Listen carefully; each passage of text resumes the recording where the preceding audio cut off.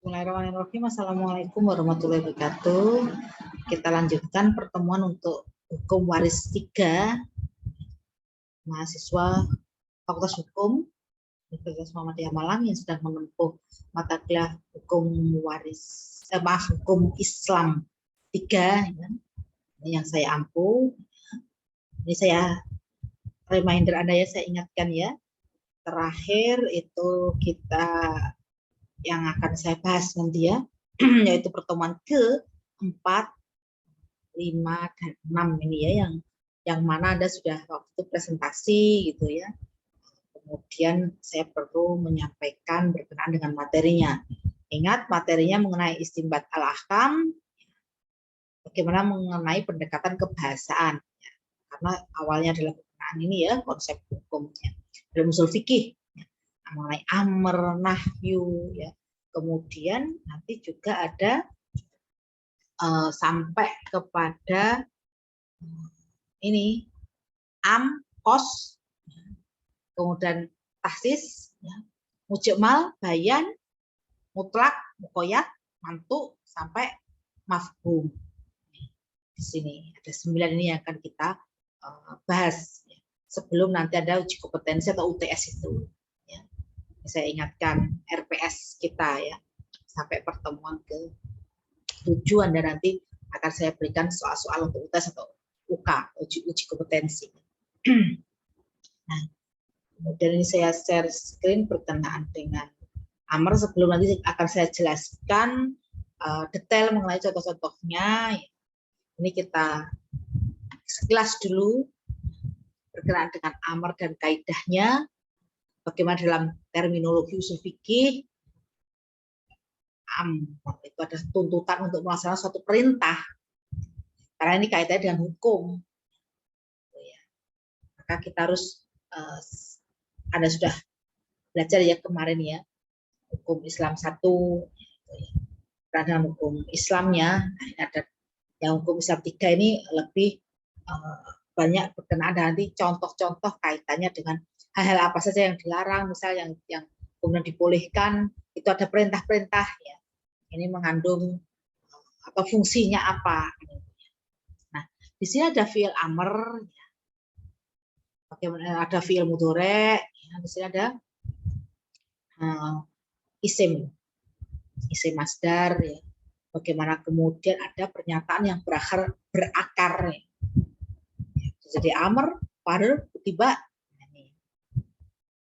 Nah, kemudian ada nahyu atau nahi. Nahi itu berarti dia tuntutan meninggalkan suatu larangan. Ya perintah juga itu, karena perintah untuk meninggalkan suatu larangan. Bisa perintah itu adalah diperintahkan karena memang itu hal-hal yang untuk diperintahkan. Ya. Yang kedua itu perintah untuk meninggalkan larangan, itu juga masuk pada perintah. Karena itu hal-hal yang dilarang. Nah di sini kalau amr atau nahi juga merupakan tuntutan meninggalkan suatu larangan. Nah nanti kita kutip dari Al-Quran, karena ingat landasan hukum dalam hukum waris, dalam hukum Islam, dalam hukum Islam adalah Al-Quran. Maka di sini nanti nahi, kemudian amr, nanti saya beri contoh-contoh. Nah kemudian ada bagaimana dia ini mengandung sesuatu yang mono arti. Di sini yang meliputi. Kalau menurut istilah ya ada perbedaan ini ya para ulama. Tapi di sini adalah definisi ya, itu ya lafaz yang mencakup segala apa yang pas baginya tanpa ada pembatasan. Nah, kalau Ar-Razi, di mana itu dikatakan yang mencakup segala apa yang pantas baginya sesuai dengan satu tujuan. Nah, dalil ini contoh nanti bisa ada buka nih Quran surat Yasin. Di situ ayatnya ayat 20. Jadi ada lafaz yang menunjukkan ya, dalil asal. Bentuk bahasanya mencakup semua per orang atau jiwa. tadi sudah amr, nahi, am, kemudian ada kos. Bagaimana di sini dalam bahasa, ya, bagaimana isim fa'il, nah itu ya, di mana itu mengkhususkan atau menentukan tanpa memasukkan yang lain, ada khusus tukhos. Kemudian ada tahsis, ya, suatu penjelasan akan pengecualian satuan makna dari cakupan keumuman atau am. Justru baik dari penjelasnya dia bisa bersambung, terpisah, baik pula bersamaan waktunya atau beda. Kemudian ada juga berkenaan dengan mujmal. Bagaimana dia secara etimologi, itu artinya ya tidak terperinci, global, secara umum, secara keseluruhan, mujmal itu ya. Nih, jadi tidak diperhatikan satu per satu. Nah, dalam unsur-unsur hukum bisa mengandung itu. Ada mubayyan, ya, bagaimana lafal-lafal yang memberikan dan menjelaskan makna lafal-lafal yang mujmal dalam Al-Quran. Ini oleh ulama usul fiqh yang disebut al-bayan. Antar dulu ya dari saya ya. Ada mutlak, ya. Bagaimana dia makna yang sebenarnya atau suatu lafaz yang menunjukkan hakikat sesuatu tanpa ada yang membatasinya, sehingga tujuan dari maknanya menjadi sempit. Dengan kata lain, mutlak adalah memahami lafaz sesuatu dengan makna tekstualnya yang tidak terdapat pembatasan makna di dalamnya. Itu mutlak. Ada mukoyat. Kalau mukoyat di sini adalah kaitannya dengan lafaz lain, sehingga lebih tegas dan terbatas daripada waktu masih mutlak. Tapi demikian keterbatasan lafaz itu seperti contoh di atas ini tidak pula menghilangkan jangkauan kepada sifat-sifat lainnya. Nah, bagaimana kalau mantuk? Di sini adalah makna yang ditunjukkan oleh lafaz seseorang sesuai dengan kandungan makna lafaz tersebut. Kemudian terakhir mafhum, apa makna yang ditunjukkan oleh lafaz, namun tidak secara langsung melalui kata-kata tersebut dengan kata lain yang makna yang tersirat. Ini kemudian saya jelaskan masih mengenai materi berkenaan dengan am dan seterusnya ya, tapi di sini saya akan memberikan ya, bagaimana yang berhubungan dengan usul fikih yang amr tadi ya. Ini yang tadi sudah kita bahas satu persatu. Ini kita beri contoh langsung. Amr karena permintaan melakukan suatu pekerjaan dari yang lebih tinggi derajatnya kepada yang lebih rendah, maksudnya adalah kaidah-kaidah ini yang harus diperhatikan.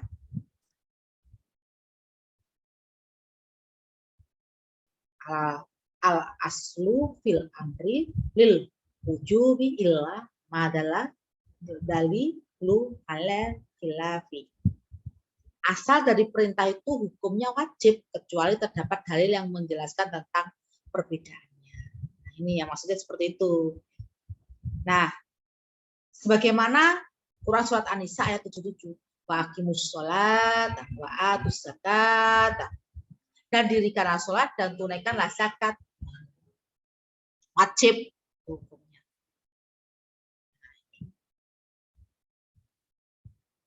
Ada kecuali terdapat dalil yang menjelaskan tentang perbedaannya. Ini contohnya ini. Nah, kemudian ada asal dalam perintah itu tidak mesti diulangi kecuali terdapat dalil yang menjelaskan tentang perbedaannya. Contohnya Al-Baqarah ayat 196. Wa atimul hajja wal umrata lillahi. Dan sempurnakanlah ibadah haji dan umroh karena Allah. Nah, itu ya. Ini contohnya ada dalam Al-Baqarah 196. Nah, ada asal dalam perintah itu tidak mesti spontan. Karena sesungguhnya tujuan yang diminta adalah melaksanakan perintah dengan tidak menentukan waktu dan pelaksanaannya. pada masa awal, bukan pada masa kedua. Ini contoh saja ya. Pemerintah sesuatu berarti juga pemerintah melaksanakan wasilah atau perantaranya. Misalnya perintah melaksanakan sholat, berarti perintah untuk bersuci sebelum sholat.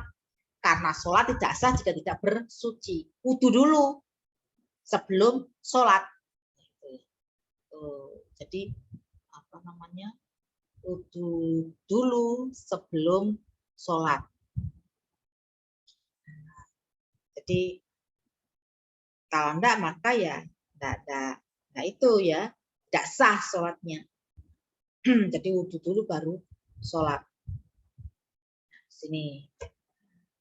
Kemudian dilanjutkan dengan memerintahkan sesuatu berarti juga melarang yang berlawanan dengan sesuatu. Nah, contohnya apa? Surah surat Al-Baqarah ayat 83. Wa qulu linnasi husna. Dan ucapkanlah kata-kata yang baik kepada manusia.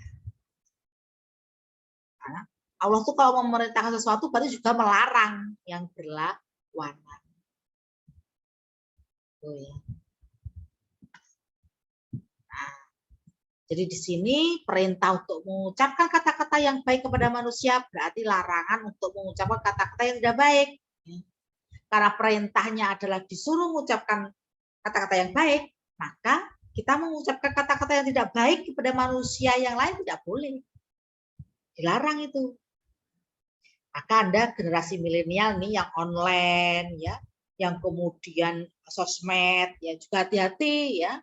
Jangan kemudian dengan mudah kita itu mengucapkan kata-kata yang tidak baik kepada sesama manusia. Meskipun kata-kata itu tidak diucapkan, tapi kemudian diketik ya. Diketik ini itu juga sama kan itu kan ya. Kata-kata itu lewat tulisan.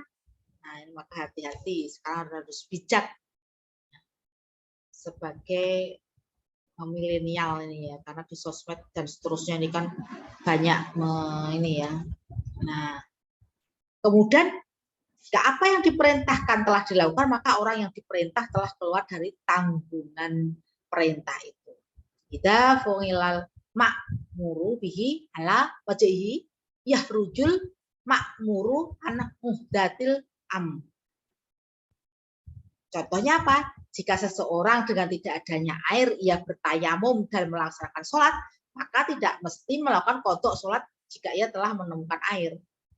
Misal nih, Anda sholat subuh, dalam perjalanan itu tidak ada air sama sekali karena gersang dan semuanya misalnya. Kemudian Anda tayamum.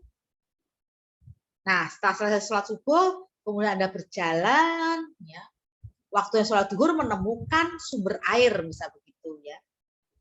Maka tidak perlu mengqadha sholat yang tadi sudah Anda lakukan pakai tayamum tadi, tidak pakai air, tayamum pakai debu yang suci yang itu ya.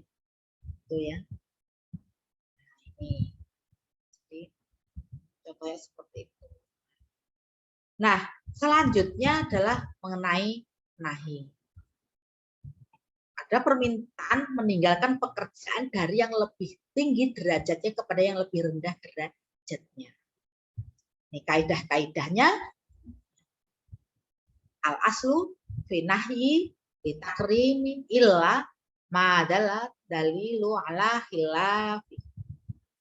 Asal dalam larangan itu hukumnya haram kecuali terdapat dalil yang menjelaskan tentang perbedaannya. Anda buka Al-A'raf ayat 56. Wala tufsidu fil ardi ba'da islahiha. Dan janganlah kamu membuat kerusakan di muka bumi sesudah Allah memperbaikinya. Nih ya. Asal dalam larangan itu hukumnya haram. Karena merusak. Ya ingat ya. Kita jangan buat kerusakan di muka bumi karena dampaknya ya kepada manusia itu sendiri. Kerusakan, misal membuang sampah sembarangan, menebang pohon, ya hutan-hutan digunduli, ya banjir bandang.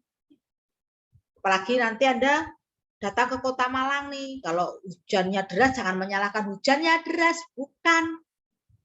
karena intensitas hujan terlalu tinggi, deras, akhirnya menyebabkan genangan sampai lutut, misal seperti itu ya, menyebabkan sepeda motor mogok dan semuanya. Anda menyalahkan hujannya?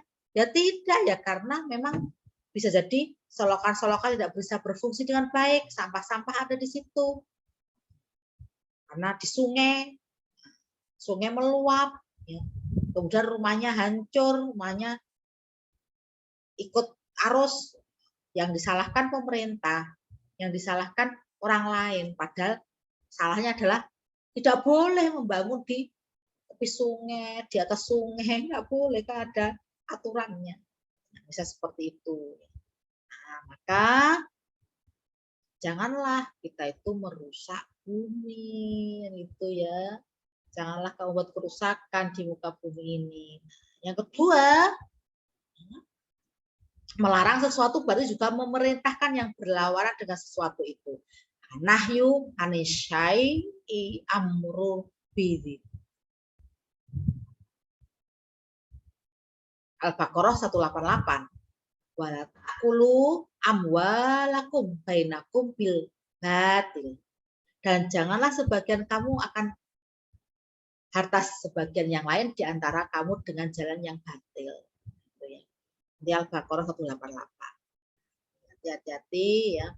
Kedepannya Anda berprofesi sebagai penegak hukum, Anda calon-calon penegak hukum yang jadi hakim, yang jadi jaksa, penyidik, ya. Kemudian Anda di Kementerian Hukum dan HAM, ini harus diingat ya, bahwa janganlah sebagian kamu memakan harta sebagian yang lain di antara kamu dengan jalan yang batil. Itu ya, Al-Baqarah 188. Anda harus ingat ini. Nah, kemudian nanti kaitannya dengan hukum berikutnya adalah asal dalam larangan itu menunjukkan pada kerusakan perkara yang dilarangnya dalam beribadah. Al-aslu fi nahyi yadulu ala fasadil manhi anhu fil ibadati. Misalnya seperti sholat dan berpuasanya orang yang sedang haid. Iya. Jadi asal dalam larangan itu menunjukkan pada kerusakan perkara yang dilarangnya dalam beribadah. Jadi orang yang sedang haid, tidak suci, dalam keadaan tidak suci, maka tidak boleh sholat. Ramadan juga tidak boleh puasa Ramadan. Nanti bisa mengganti puasa Ramadannya di hari yang lain yang pada saat suci. Nah, berikutnya berkenaan dengan larangan itu menunjukkan pada kerusakan perkara yang dilarangnya dalam bermuamalah. Jika larangan itu merujuk pada zatnya, akadnya. Nah, ini makanya pentingnya sebuah akad. An-nahyi yadulu ala fasadil manhi anhu fil muamalah. Malati in rojanai nahyu illa nafsil adngati. Nah, akadnya ini dalam muamalah tuh contohnya jual beli, bisa begitu ya. Tuh muamalah. Sewa menyewa, misal kemudian kita perbankan, koperasi, yaitu muamalah contohnya. Seperti dilarangnya jual beli kerikil. Jadi ada hadis riwayat Muslim nih. Naha sallallahu alaihi wasallam ana bai milhaj aso. Ya. Nabi telah melarang melakukan jual beli kerikil. Kemudian jika larangan itu merujuk pada perkara yang keluar dari bentuk akad yang tidak lazim, maka tidaklah menjadi batal. Wa in roja'a ila amri khorijin anil ahdi ghairi li azimil fala. Jadi bisa kita dalam Quran Al-Jumu'ah ya, ayat 9, apabila diseru untuk menunaikan sholat Jumat, maka bersegeralah kamu kepada mengingat Allah dan tinggalkanlah jual beli. Perintahnya kan begitu, tinggalkanlah jual beli. Namun ada yang hari Jumat kemudian terjadi proses jual beli, kalau dia tidak beli maka untuk dimakan ya, maka proses jual beli tadi, akadnya tadi tidaklah batal. Gangguan itu ada ketika terjadi proses jual beli dan lainnya, gitu ya. Tapi tidak membatalkan, tapi kewajiban untuk melakukan sholat Jumat, mengganggu ya dalam usaha melakukan kewajiban sholat Jumat itu. Tuh kira-kira ya. Kemudian yang selanjutnya berkenaan dengan am. Karena am itu sesuatu yang meliputi 2 perkara atau lebih dan tidak mempunyai batasan. Lafaz-lafaz ini menerang tentang am ada 4. Nanti dibaca Quran surat Al-Asr 2-3. Innal insana lafi khusr illal ladzina amanu. Sungguhnya manusia itu benar-benar dalam kerugian kecuali orang-orang yang beriman. Rugi. Tapi ada yang tidak rugi. Siapa? Ya orang yang beriman itu. Masuk kepada isim mufrad yang ditakrifi dengan alif dan nun. Bilangnya rugi. Tapi ada kecualinya. Yang tidak rugi ya orang yang beriman. Gitu kan ya maksudnya. Kemudian ada isim jamak yang ditakrifi dengan alif dan lam. Al-Baqarah 195 nih. Innallaha yuhibbul muhsinin. Sesungguhnya Allah menyukai orang-orang yang berbuat baik.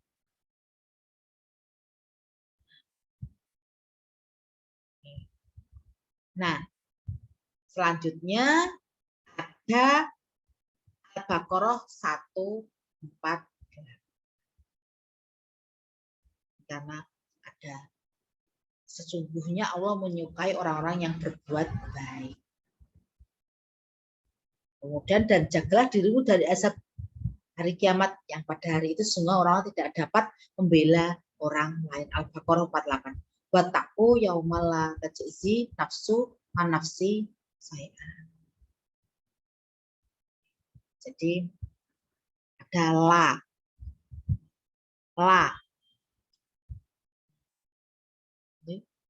Tidak dapat. La tahzi. Ada di sini nun. Dapat membela orang lain. Ini lafaz man, lafaz man untuk yang berakal. Namanya mal. Miskola darotin khoyroyaroh. Namanya mal miskola darotin khoyroyaroh. Itu ya. Ini Al-Jazalah ayat 7. Barang siapa yang mengerjakan kebaikan seberat Zahro unsa, niscaya dia akan melihat balasan. Nah, kemudian lafaz ma untuk yang tidak berakal, wallahu basirum bima ta'malun, gitu ya. Dan Allah Maha melihat apa yang kamu kerjakan. Ini Al-Hujurat ayat 18. Lafaz ayyu pada firman Allah, ayyama tad'u falahul asmaul husna. Dengan nama yang mana saja kamu seru, dia mempunyai alasan mempunyai asmaul husna, nama-nama yang terbaik. Al-Isra ayat 100. Di sini nanti Anda juga bisa baca berkenaan dengan lafaz aina, mata ya. Ada di Quran surat An-Nisa ayat 78. Ai nama takunu yutri umul maut. Ada juga di sini mata safarti paangti toli. Kapan saja kamu pergi maka kamu ini berkaitan dengan ada kos, ada tasis. Ya, ini ya pembahasan yang berikutnya ya. Ada kos ya sesuatu yang mencakup perkara atau lebih dan tidak mempunyai batasan. Sedangkan tasis ialah yang dikeluarkan dari sebagian dari am. Tasis terbagi menjadi 2, ada mutasil dan munfasil. Ini yang Anda bisa cek juga. Taksis mutasil, pengecualian. Al-asr. Innal insana lafi khusrin illa. Ada illal ladzina amanu wa amilus sholihat. Ada pengecualian illah. Demi masa sesungguhnya manusia itu benar dalam kerugian kecuali gitu kan ya. Ada illah, kecuali orang-orang yang beriman dan mengerjakan amal soleh. Siapa yang tidak mengalami kerugian? Orang-orang yang beriman dan yang mengerjakan amal soleh. Ada ilahnya. Nah, kemudian takis sifat digantungkan pada sifatnya. Anda bisa baca ini Quran Surat An-Nisa ayat 92, wa mangqolata mu'minan kotoan fatahriru rokobatim mu'minat. Dan barang siapa yang membunuh seorang mukmin karena tersalah adalah ia memerdekakan seorang hamba saya. Dan juga tasis dengan goyah ya, atau tasis goyah. Al-Baqarah ayat 222, wala taqrabu hunna hatta yathur. Dan janganlah kamu mendekati mereka sebelum mereka suci. Biasanya suami istri ya, kalau belum suci. Ada tasis dengan badal. Ini Al-Imran ayat 97 nih. Walillahi ala nasi hijjul baiti manis tato'a ilaihi sabila. Bagaimana mengerjakan haji adalah kewajiban manusia terhadap Allah. Yaitu bagi orang yang sanggup mengadakan perjalanan ke Baitullah. Ini tasis bil badal. Gitu. Ada selanjutnya macam yang kedua adalah tasis munfasil. Bagaimana tasis kitab bil kitab, ini ada baca Al-Baqarah 221 nanti. Walatani kul musrikat, dan janganlah kamu menikahi wanita-wanita musyrik. Nah, ini Al-Maidah ayat 5. Wal muhsanatu minal ladina utul kitaba min qablikum. Ada juga tasis kitab sunnah, ada dalam An-Nisa ayat 11. Yusikumullahu fi aulatikum litakari mislu hadil unsaya. Bagaimana dalam ayat di atas anak secara keseluruhan akan mendapatkan warisan baik dia beragama Islam maupun kafir, maka ayat di atas ditasis oleh hadis Nabi. Ada hadis masalahnya. Selain Al-Quran, itu kan dasar hukum. Dalam hukum Islam itu kan Al-Quran dan hadis. Nah, ada hadis orang Muslim tidak mewaris pada orang kafir, dengan orang kafir tidak mewaris pada orang Muslim. Lah ini kenapa kemudian dalam waris Islam, Anda review, Anda ingat lagi kompilasi hukum Islam kedua itu kan syaratnya harus beragama Islam. Maka yang non-Muslim bagaimana? Dia terhalang, dia terhijab, dia tidak bisa menjadi ahli waris, kan tidak memenuhi syarat.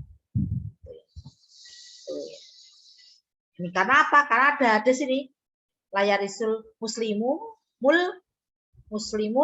kafiro walal kafirul muslimi. Orang Muslim tidak mewaris pada orang kafir dan orang kafir tidak mewaris pada orang Muslim. Nah, di situ maka kemudian syaratnya beragama Islam. Kalau misal pewarisnya ini beragama Islam, ada ahli warisnya yang non Muslim, maka dia tidak berhak menjadi ahli waris. Ada tasis sunnah bil kitab. Nanti Anda bisa buka An-Nisa ayat 43, ada juga hadis. Ini ya. Ada tasis sunnah bil sunnah di masa koti sama ulum. Ya, ini ya. Ditaksis dengan hadis Nabi. Awalnya pada setiap yang disirami oleh hujan maka zakatnya adalah 1/10. Kemudian ada hadis riwayat Bukhari Muslim, laisafi maduna khomsati ausuki sodakot. Tidak mesti mengeluarkan zakat atau sodako untuk yang kurang dari 5 ausuk. Nah, nih, jadi ada juga seperti itu. Tasis kitab Bilqiyas, ya nanti bisa Anur ayat 2 itu. Kira-kira nanti bisa kita ini ya. Kalau yaitu nas menghapus, menghilangkan. Di sini saya contohkan adalah menghilangkan hukum syarak dengan dasar dalil syarak yang lebih akhir datangnya. Ini macam-macamnya yang lebih akhir. Biasanya ada di situ. Ini ya. Bagaimana? Ya. Ada juga Al-Baqarah 240, 234. Ini kira-kira ya nanti bisa kita diskusikan kalau ada hal-hal yang belum jelas. Tuh. Nanti bisa kita lanjutkan ya. Nanti diingatkan insya Allah pembahasan ke-6 mujmal ini dan seterusnya. Ada bayan tadi itu ya. Jadi itu ya kira-kira kalau bayan ini ya, ada juga dengan isyarat, bayan dengan isyarat seperti ucapan Rasulullah ya. Ada mutlak, muqayyad, ini tadi yang sudah saya jelaskan, ini contoh-contohnya. Kalau mantuk mafhum ya. Ini contoh-contohnya di Al-Baqarah 196 ya. Biar bisa kita diskusi juga. Kira-kira kalau ada yang ingin ditanyakan, terima kasih. Assalamualaikum warahmatullahi wabarakatuh.